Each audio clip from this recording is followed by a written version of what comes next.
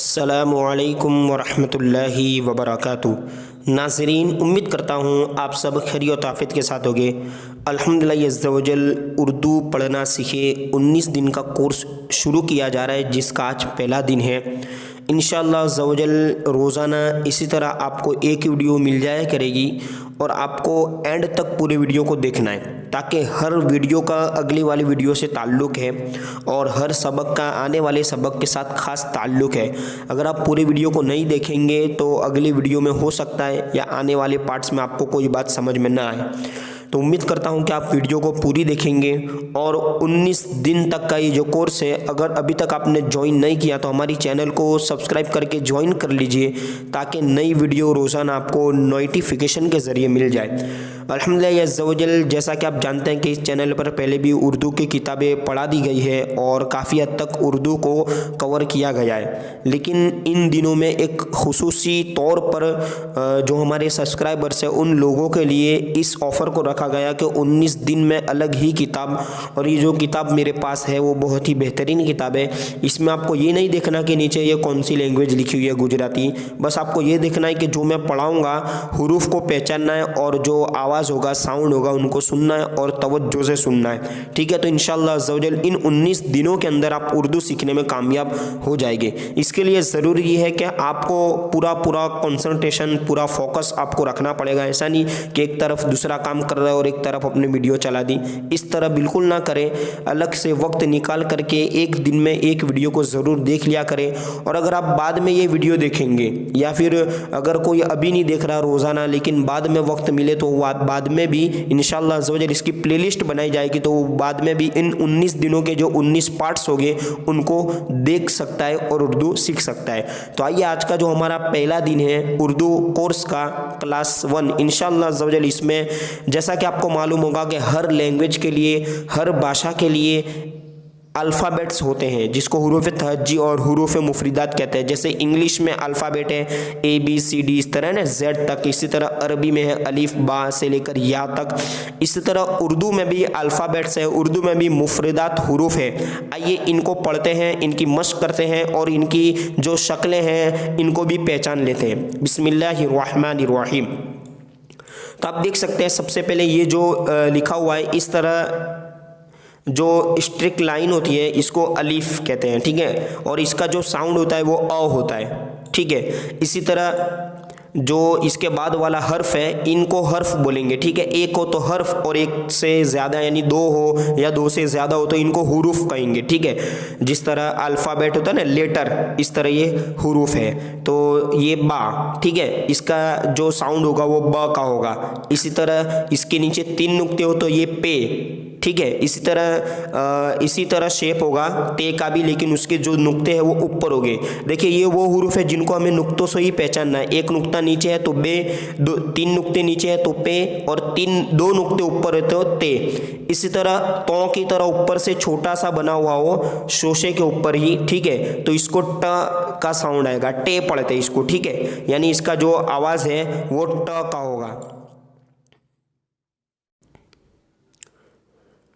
इसी तरह आप देख सकते हैं कि ऊपर अगर 3 नुक्ते हैं तो इसको हम से पढ़ते हैं, इसका जो साउंड है वो स का आता है। ठीक है, इस तरह आप देखिए आगे भी सेम शेप में जो लिखे हुए हुरूफ होते हैं वो आ रहा है। अगर इस तरह का शेप हो तो इसको हम जिम पढ़ेंगे, जिसका जो साउंड है वो ज आता है। इसी तरह बीच में 3 नुक्ते हो तो उसको चे पढ़ेंगे और बिल्कुल नुक्ता ना हो तो इसको हे पढ़ेंगे। ठीक है, इसको बड़ी है भी कहा जाता है। और इसी से मिलती जुलती आवाज़ वाला दूसरा हर्फ है जिसको हम छोटी हा कहते हैं, वो आगे आएगा। इस तरह ऊपर नुक्ता हो तो इसको खे कहेंगे। ठीक है, जिसको अरबी में हम खो पढ़ते हैं और इंग्लिश में KH से जो साउंड बनता है ख। ठीक है, वो। इसी तरह आगे देखिए दाल, द का साउंड है ना जो हम लिखते हैं दाल, तो ये दाल इस तरह आएगा। इसी तरह उसके ऊपर छोटा सा तो की तरह मतलब कि लिखा हुआ हो तो वो डाल हो जाएगा, ड, जिसको हम ड की साउंड में इसको हमें अदा करना है। इसी तरह दाल के ऊपर एक नुक्ता हो तो वो जाल हो जाता है। ठीक है, जाल जिसको अरबी में हम पढ़ते हैं ना जाल, तो ये जाल है। इसी तरह रे, तो ये रे का जो आप शेप देख सकते हैं, रे के शेप में भी 4 हुरूफ आते हैं, यानी रे, ठीक है। इसी तरह इसके ऊपर छोटा सा तो हो तो इसको हम अड़े पढ़ेंगे, अड़ा, जिसको हम बोलते हैं ना अड़े, जैसे पढ़ना है ना, पढ़ना में ये अड़े लिखा जाता है। इसी तरह जे, रॉ के ऊपर नुक्ता हो तो ये जे, जैसे हम जायज़ बोलते हैं तो लास्ट में ये जा होता है, तो ये जे। इसी तरह 3 नुक्ते ऊपर हो तो इसको भी जा ही की साउंड में इसको मतलब क्या अदा किया जाता है, जैसे हम कहते हैं ना मुज्दा, तो मुज्दा में ये वाला जे आता है, न कि ये वाला जे। तो मुज्दा में जो हम पढ़ते हैं, मुज्दा में ये जे 3 नुक्ते वाला।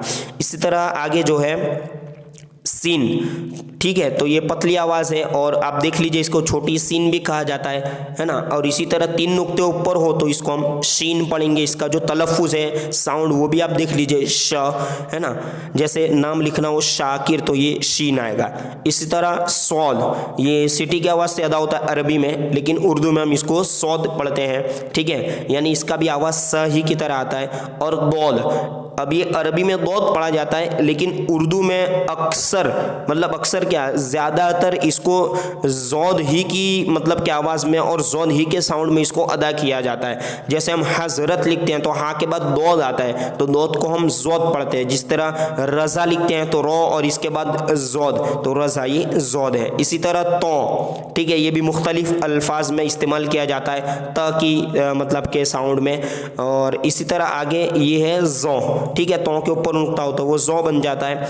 इसी तरह अलिफ ही के मिलती जुलती जो आवाज़ है उसी की तरह आइन आता है, बस ये लिखने में फ़र्क होगा, इसका भी आवाज़ जो है साउंड वो अ ही आएगा। इसी तरह आगे गईन, ठीक है, और गईन की जो मिलती जुलती आवाज़ है वो दूसरा हर्फ भी आता है जिसको हम गाफ कहते हैं, वो ये रहा, आगे आ रहा है, तो इसको हम गईन, ठीक है। जैसे मगरिब जो लिखते हैं मगरिब, तो मीम के बाद ये गईन आता है। इसी तरह फे, आप देख सकते हैं एक नुक्ता ऊपर है, इसको फे पढ़ेंगे। और ये 2 नुक्ते ऊपर हो और नीचे से शेप इसका बड़ा हो तो इसको हम कौफ कहते हैं, और इसको बड़ा कौफ, 2 नुक्ते वाला कौफ भी कहा जाता है, ठीक है, क्योंकि इस कौफ का जो आवाज़ है, इस आवाज़ से दूसरे हर्फ भी मिलते जुलते हैं, इसीलिए इसको 2 नुक्ते की पहचान से 2 नुक्ते वाला कौफ या बड़ा कौफ कहा जाता है। देखिए इसके आगे आ रहा है काफ, तो इसका आवाज़ भी क है और इसका आवाज़ भी क, लेकिन फ़र्क क्या है, ये 2 नुक्ते वाला कौफ है ना, काफ है बड़ा काफ, और ये काफ डंडी वाला काफ भी, इसको छोटा काफ भी कहा जाता है।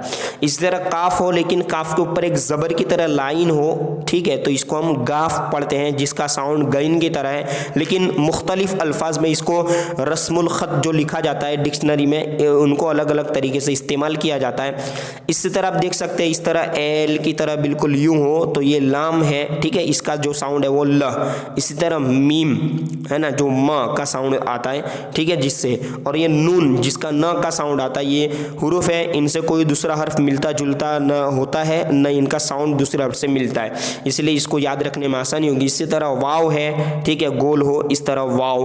और ये है, मैंने ऊपर भी आपको बताया था कि ये एक है आया था जिसको हम पढ़ते हैं है, बड़ी है कहते हैं, ठीक है, इसका शेप अलग है और इसको गोल हा भी कहते हैं, ठीक है। और इस तरह ये 2 गोल हो तो इसको चश्मे वाली है भी कहते हैं, और अगर ये मिल जाता है दूसरे हर्फ के साथ तो इसकी शक्ल आगे आपको पता चल जाएगी किस तरह आती है। इसी तरह अलिफ की आवाज़ ही की तरह एक दूसरा हर्फ है जिसको हम हमजा कहते हैं, इसका भी जो साउंड है वो अ का आता है, हमजा, ठीक है। और आप देख सकते हैं ये है, ठीक है, इस तरह लिखी जाती है ये, और ये दूसरे हर्फ के साथ मिलकर इस्तेमाल होती है, इस तरह ये आती है, ये इसको बड़ी ये कहा जाता है, यानी ये भी दूसरे हर्फ के साथ, इसका जो साउंड है वो य का होगा। और दूसरा ये कि जैसे हम इंग्लिश में लिखते हैं ना KHI यानी खी, या तो फिर BI तो बी, तो जो आई जो काम करता है ना बी के बाद, ब के साउंड को बी बना देता है, इस तरह ये जो या है और ये या, ये भी बा के साथ हो तो ये बी हो जाएगा, ठीक है, इस तरह ये या हो तो बे हो जाएगा, इस तरह इसको यूज़ किया जाता है। इस तरह आगे भी आप देख सकते हैं कि दूसरे जो हुरूफ है वो 2 हर्फों से मिलकर बनते हैं। जैसे ये जो हर्फ है ये हा है और ये नुक्ता बा का, तो ब और हा ये दोनों मिलकर एक हर्फ बनता है जिसको हम ब कहते हैं, क्योंकि ऊपर जो अल्फ़ाबेट्स है उसमें ये साउंड नहीं आया, अब ये अलग से बता रहा है, ये ब, ठीक है, इस तरह लिखा हो तो इसको हम भ पढ़ेंगे, ठीक है, जैसे हम भारत बोलते हैं ना तो ये भ। इसी तरह ये फ, ठीक है, एक होता है फे और ये 3 नुक्ते नीचे हो पे पे और हा मिलकर ये बनता है तो इसको हम फ पढ़ेंगे। जैसे हम लिखते हैं ना फेरना, तो इसमें ये फा आता है। इसी तरह आगे है कि ते यानी दो नुक्ते और हा मिलकर थ बनता है, ठीक है, तो इसको हम पढ़ेंगे थ। और ये है ठ, जैसे टे तो पढ़ चुके लेकिन ठ, तो टे और हे मिलकर ठ। अगर आपको ज़्यादा परेशानी आ रही तो आप इसका स्क्रीनशॉट कर लीजिए, क्योंकि ये किताब मिल नहीं पाएगी वेबसाइट पर, ठीक है। और डिस्क्रिप्शन में भी मैं इसको रख नहीं पाऊंगा, क्योंकि मैं खुद इसके इमेज को स्कैन करके पढ़ा रहा हूँ। अलग से किताब को मतलब कि अलग अलग जगह से इसको लिया गया है आपके आसानी के लिए, ठीक है। तो आप स्क्रीनशॉट खींच सकते हैं आप याद रखने के लिए। और ये क्या है ठ, ठीक है, टे और हे। इसी तरह आगे जीम और हाँ मिलकर ये झ बन जाता है। और ये साउंड हम पहले भी पढ़ चुके हैं, लेकिन वो सिर्फ झ होता है और इसमें थोड़ा सा हा का साउंड आएगा, झ। इसी तरह चे और हा यानी चे का ऊपर का हिस्सा और तीन नुक्ते और हा मिलकर छ बन जाता है। जैसे हम छाता बोलते हैं, इसमें ये छ इस्तेमाल होता है, ये इसका जो साउंड है वो छ होगा। इसी तरह दाल, ठीक है, दाल और हा, तो दाल दूसरे हर्फ से मिलेगा तो वो आखा ही रहेगा, पूरा ही रहेगा, मतलब वो मिल नहीं जाएगा पूरा लिखने में, ठीक है। जिस तरह चे और ये जीम मिलता है, इस तरह दाल नहीं मिलेगा, बल्कि दाल अलग ही रहेगा। तो दाल और हा लिखा हो तो इसको हम पढ़ेंगे ध। जिस तरह दूध लिखा जाता है तो आखिर में जो ध है वो यही है, इसका साउंड होगा ध, ठीक है। इसी तरह आगे आएगा डाल। हमने दाल पढ़ा था, दाल के ऊपर तौ का निशान हो तो इसको हम डाल पढ़ते हैं, ड, है ना। जैसे डफोड़, डफर, जो ड बोलते हैं, तो वो ड का साउंड और हा मिल जाए तो इसको हम पढ़ेंगे ढ, ठीक है। इसका जो साउंड रहेगा वो ढ होगा, ठीक है। देखिए इसी तरह आगे, हाँ, और रो और हाँ मिलकर रो, ठीक है। इसी तरह ड़े और हे मिलकर ड़, जैसे पढ़ना, पढ़ना में ड़े और हा दोनों आता है, पढ़ना लिखते हैं। इसी तरह खे में हम खौ का साउंड पढ़ चुके हैं, लेकिन वो खौ अलग इस्तेमाल होता है और काफ और हा मिलकर भी ख बन जाता है। जैसे खाना, पीना, तो खाना, पीना तो नहीं, खाना जो लिखेंगे इसमें ये वाला काफ और हा आएगा, जो ख का साउंड इस्तेमाल होता है, ठीक है, ख। इसी तरह ग, गाफ और हा, जैसे घर लिखना है तो गाफ, हा और रो, तो ये गाफ और हा इस्तेमाल होगा घर में। इसी तरह लाम और हा लह, इसी तरह मीम और हा मह, और नून और हा न। तो इन अल्फ़ाबेट को आपको खास तौर पे रिपीट करना है और इनको दोहराना है। हो सके तो आप इसे स्लो करके भी सुन सकते हैं, ठीक है। आप हो सकता है कि ये कहेंगे भाई बहुत जल्दी पढ़ रहे हैं, तो यहाँ पर ऊपर 3 डॉट का ऑप्शन आ रहा होगा यहाँ पे, ठीक है। तो 3 डॉट के ऑप्शन पर आप क्लिक करेंगे तो नीचे यहाँ पर प्लेबैक का ऑप्शन आएगा, प्लेबैक। वहाँ पर आप देखें प्लेबैक पे ऑप्शन करेंगे ना तो 3 ऑप्शन आएंगे, एक ऊपर की तरफ, नीचे की तरफ। तो आपको स्पीड कम करनी है तो माइनस पर करें, और ज़्यादा करनी है तो जो मल्टीप्लाई का ऑप्शन आता है, गुणाकार का, वहाँ पर क्लिक करें तो धीमी स्पीड करके भी आप इसे पढ़ सकते हैं। आइए आगे भी आज देख लेते हैं। अब देखिए जो मेन जो हमारा सबक है जिसको हमें याद रखना है, अब देखिए अलीफ से लेकर जो अल्फ़ाबेट हमने उनको पूरा तो देख लिया, लेकिन अब आइए देखते हैं कि अलीफ अगर शुरू में लिखा हो तो उसकी शक्ल कैसे होगी, बीच में लिखा हो और लास्ट में। ये बहुत ज़रूरी है और ये बिल्कुल खोज कर निकाला गया आपके लिए, ठीक है। तो जाहिर सी बात है कि अगर अभी से आप इसको ध्यान में रखेंगे तो आगे जाकर तकलीफ नहीं पड़ेगी। तो देखिए हर हर्फ का आप इसको स्क्रीनशॉट कर सकते हैं और इसको बाद में पढ़ भी सकते हैं, ठीक है। अब देखिए अलीफ है तो अलीफ शुरू में लिखा होगा तो पूरा होगा, लेकिन अगर अलीफ बीच में हो तो ये जो आगे वाला हर्फ है इससे भी मिला हुआ होगा और बाद वाले हर्फ से भी वो मिल जाएगा। इसी तरह लास्ट में जो अलीफ होगा तो वो इस तरह होगा और इधर इससे पहले जो हुरूफ आने हैं वो आ जाएंगे, ठीक है। इसी तरह आप देख सकते हैं बा, तो पहले बा, तो आधा बा इस तरह लिखा जाएगा, ये आधा बा है, ठीक है। और बीच में हो तो हमें नुक्ते से ही पहचानना है, ठीक है। और बिल्कुल बीच में हो तो बीच में भी इसका जो शोशा है वो आधा हो जाएगा और हमें इसको मतलब के नुक्ते से पहचान लेना है कि बा है। और जो लास्ट में हर्फ आएगा, कोई कलीमा है, कोई वर्ड लिखा हुआ है, कोई शब्द लिखा हुआ है, तो उसके लास्ट में जो हर्फ आएगा तो वहाँ तो जो हर्फ है वो पूरा ही रहेगा, जैसे बा, इस तरह लास्ट में आप देख सकते हैं लास्ट वाला जो हर्फ है वो पूरा रहता है, लेकिन शुरुआत में या बीच में आएगा तो आधा हो जाएगा। इसी तरह पे, तो पे देख सकते हैं आप, ये 3 नुक्ते से ही हमें पहचानना, ये पे है इस तरह आधा, और बीच में हो तो भी हमें इसको पहचान लेना है 3 नुक्ते इस तरह, और बीच में हो तो आप देख सकते हैं एक शोशा इधर का होगा जो दूसरे हर्फ से मिला हुआ हो, और बीच में हो तो 3 नुक्ते और लास्ट में हो तो पूरा। इसी तरह आप देख सकते हैं ते, तो ते के दोनों नुक्ते, और यहाँ पर भी आप देख सकते हैं 2 नुक्ते, यहाँ पर भी आप देख सकते हैं बीच में हो तो इस तरह 2 नुक्ते हो गए और लास्ट में पूरा होगा। इसी तरह टे, तो टे में आप देख सकते हैं कि इस तरह का शोशा होगा आधा और ऊपर तो होगा, तो हमें समझ लेना है कि ये ट है, टे, ठीक है। इस तरह बीच में हो तो ऊपर तो है, उसी से हमें इसको याद रखना है, और लास्ट में तो पूरा ही रहेगा ट, ठीक है। इसी तरह से, सा, ठीक है। तो इसमें भी 3 नुक्ते की पहचान बीच में आप लास्ट में देख सकते हैं। अब देखिए जीम, ये 4 हुरूफ जो मिलते जुलते इन चारों का दे दिया। अब देखिए जीम, चे और हे और खे, तो देखिए चारों की जो आधी शक्ल है, यानी जब वो शुरू में लिखे जाएंगे तो ऊपर का जो हिस्सा है वो ले लिया जाता है, ठीक है।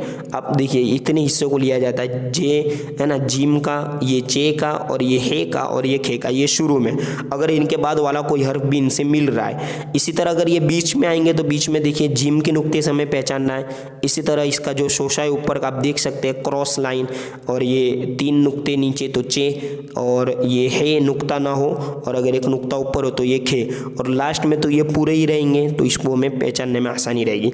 इस तरह दाल, देखिए दाल अगर शुरुआत में आएगा दूसरे हर्फ से मिलेगा पूरा रहेगा, है ना, पूरा रहेगा, और बीच में आएगा तब भी इससे पहले से मिलेगा, ये बाद वाले हर्फ से मिलेगा, पहले वाले हर्फ से मिलेगा, लेकिन ये पूरा ही रहेगा, दाल कभी आधा नहीं होता।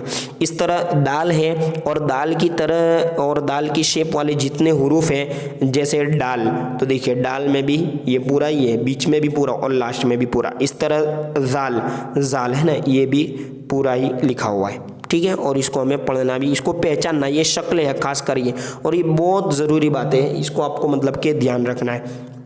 इसी तरह आप देख सकते हैं कि रॉ, ये भी चारों हालतों में मतलब के अकेला होगा, शुरू में होगा, बीच में होगा, लास्ट में होगा, तो ये पूरा ही रहेगा। इसी तरह रॉ के शेप वाले और रॉ की तरह जितने हर्फ लिखे जाते हैं, रे, जे और जे, ये तीनों भी आप देख सकते हैं कि पूरे ही लिखे जाएंगे, पूरे ही, मतलब पढ़ना तो इनका साउंड तो मैंने आपको बता दिया लिखने के लिए और पहचानने के लिए, क्योंकि आप पहचानेंगे, पढ़ेंगे कब, जब पहचानेंगे, ठीक है। इस तरह सीन है, तो ये देखिए आप इसको हमें शोशे से पहचानना है, 2 शोशे इस तरह, तो ये 2 शोशे हो, ठीक है। इस तरह यूं और यूं, तो ये आधा सीन।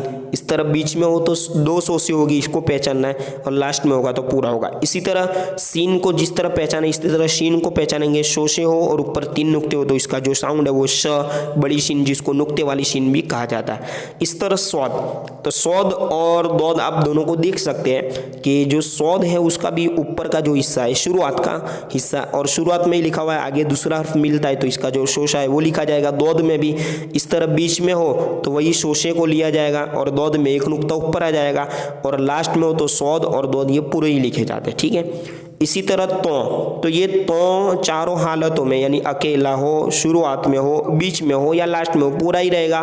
ज़ो, ये भी पूरा ही लिखा जाता है, और पढ़ना तो इसको ज़ की जो साउंड आता है ज़ो, ठीक है, इस तरह इसको पढ़ेंगे।